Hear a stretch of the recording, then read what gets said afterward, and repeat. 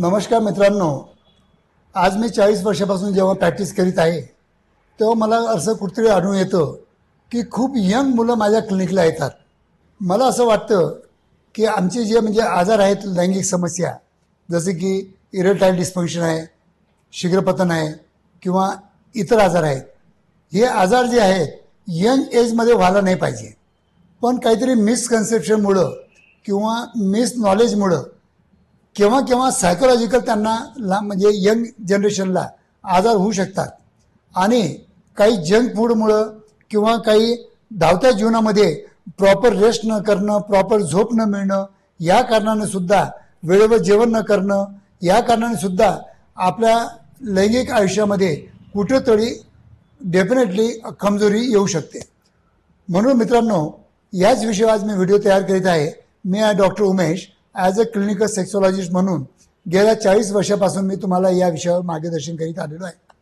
मित्रांनो, जर यंग एजमध्ये तुम्हाला जर काही समस्या असतील तर त्याचं पहिले स्वतःच तुम्ही निरीक्षण करा की आपल्याला सायकोलॉजिकल आहे का फिजिओलॉजिकल आहे. त्याचं कारण तुम्ही स्वतः शोधून काढा.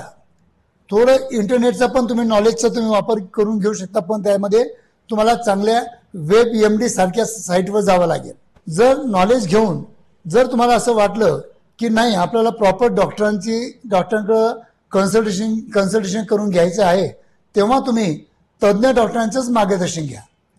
तुम्ही कृपा करून बंधू लोकांकडं ऑनलाईन औषधी उपचार करून तुम्ही केव्हाही तुमच्या लैंगिक समस्या चांगल्या करू शकत नाही.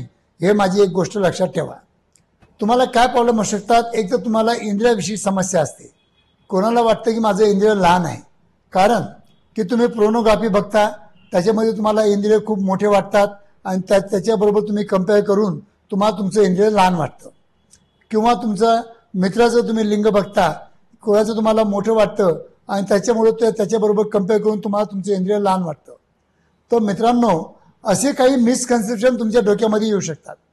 पण जेव्हा माझ्याकडे तुम्ही येता, जेव्हा आम्ही डॉपलर स्टडी करून तिथं रक्त पुरवठ्याचे काही अडथळे आहे का, काही तुम्हाला व्हिटॅमिन डेफिशियन्सी आहे का, काही तुम्हाला हार्मोनल डेफिशियन्सी आहे का, या सर्व गोष्टींचा विचार करून, बाकी फिजिकल सगळ्या तपासण्या करून किंवा काही रक्त तपासण्या करून आणि शेवटी पेनाइल डॉपलर स्टडी करून जेव्हा आम्ही कन्क्ल्युजन करतो की याच्यामध्ये सायकोलॉजिकल प्रॉब्लेम आहे का फिजिओलॉजिकल आहे, हे महत्त्वाचं असतं मित्रांनो. हे जर तुम्हाला क्लिअर झालं की सायकोलॉजिकल आहे का फिजिओलॉजिकल आहे, मग ट्रीटमेंट करण्यासाठी एकदम इझी आहे.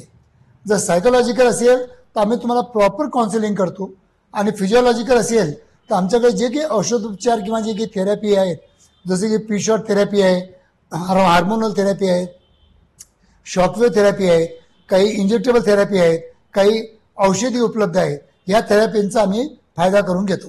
तर मित्रांनो, जर खरोखर तुमची समस्या ही सायकोलॉजिकल आहे का फिजिओलॉजिकल आहे हे जर तुम्हाला माहीत करून घ्यायचं असेल तर तुम्ही माझ्या कोणत्याही क्लिनिकला व्हिजिट द्या.